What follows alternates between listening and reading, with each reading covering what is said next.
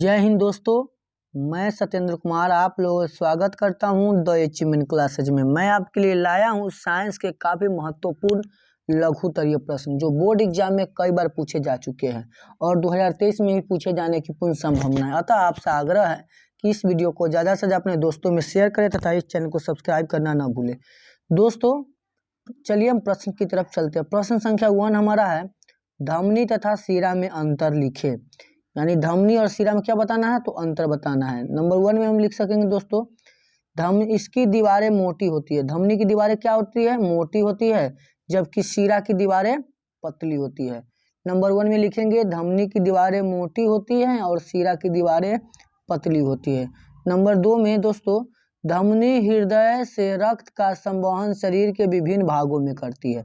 धमनी जो है हृदय से रक्त का संवहन यानी चलाने का कार्य शरीर के विभिन्न भागों में करती है, जबकि शिराएं विभिन्न भागों से रक्त को एकत्रित करके हृदय तक पहुंचाने का कार्य करती है।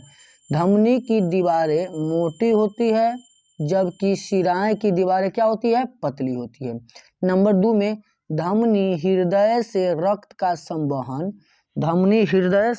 संवहन शरीर के विभिन्न भागों में करती है अर्थात पहुंचाती है, जबकि शिराएं की विभिन्न भागों से रक्त को इकट्ठा करता है। शरीर के सभी भागों के रक्त को क्या करता है, इकट्ठा करके हृदय तक पहुंचाने का कार्य करता है।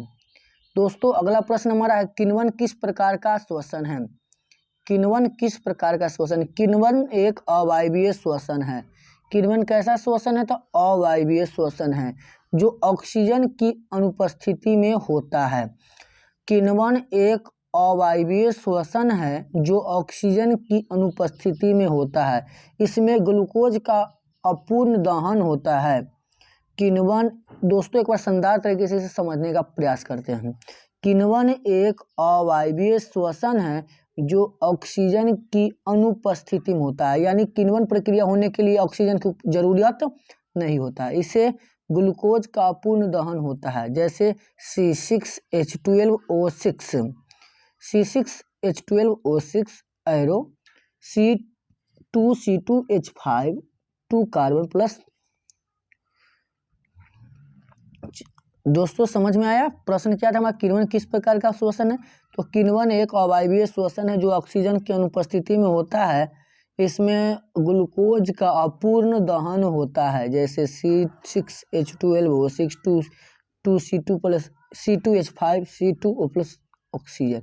अगला प्रश्न हमारा दोस्तों, पौधे में भोजन का स्थानांतरण कैसे होता है। दोस्तों अगला प्रश्न हमारा प्रश्न संख्या 3 हमारा है, पौधों में भोजन का स्थानांतरण अर्थात पौधे में भोजन कैसे पहुंचाया जाता है या पहुंचता है। तो पौधे में जल, खनिज, लवण और खाद्य पदार्थ का स्थानांतरण बहुत ऊंचाइयों तक संचालन स्थानांतरण कहलाता है। अर्थात शानदार तरीके से समझने का कोशिश करते हैं दोस्तों। पौधे में भोजन, जल, खनिज, लवण और खाद्य पदार्थों में बहुत ऊंचाइयों तक स्थानांतरण संचालन स्थानांतरण कहलाता है। बहुत ऊंचाइयों तक जमीन से पौधे क्या करते हैं, खनिज, जल, लवण को क्या करते हैं, अपने विभिन्न भागों में पहुंचाने का कार्य कहलाता है। यानी संचालन, बहुत ऊंचाइयों तक का संचालन क्या कहलाता है, स्थानांतरण कहलाता है। किस चीज़ को संचालन करता है, तो खनिज का, लवण का और खाद्य पदार्थ का। चलिए दोस्तों प्रश्न संख्या 4 की तरफ हम चलते हैं। प्रश्न संख्या 4 हमारा है, रक्त के जमने में पट्टिकाणु की क्या भूमिका है। प्रश्न संख्या 4 हमारा क्या है दोस्तों, तो रक्त को जमाने में पट्टिकाणु की क्या भूमिका है। तो रक्त को जमाने में पट्टिकाणु की महत्वपूर्ण भूमिका है, यानी रक्त को जमाने में पट्टिकाणु की एक विशेष भूमिका है। यह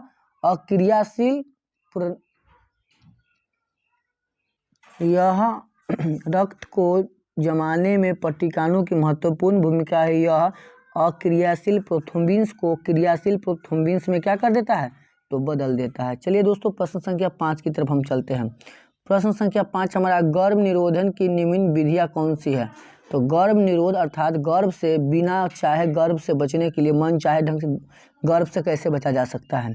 तो बच्चों को जन्म के नियंत्रित करने के लिए आवश्यक है कि मादा का निषेचन न हो। इसके विधियां इस प्रकार हो सकती है, गर्भ का निरोधन क्या क्या विशेषता है, तो हम गर्भ निरोध से विभिन्न प्रकार से बच सकते हैं। जैसे बच्चे को जन्म को नियंत्रित करने के लिए, यानी जनसंख्या को कम करने के लिए आवश्यक है कि मादा का निषेचन न हो, अर्थात मादा निषेचित न हो।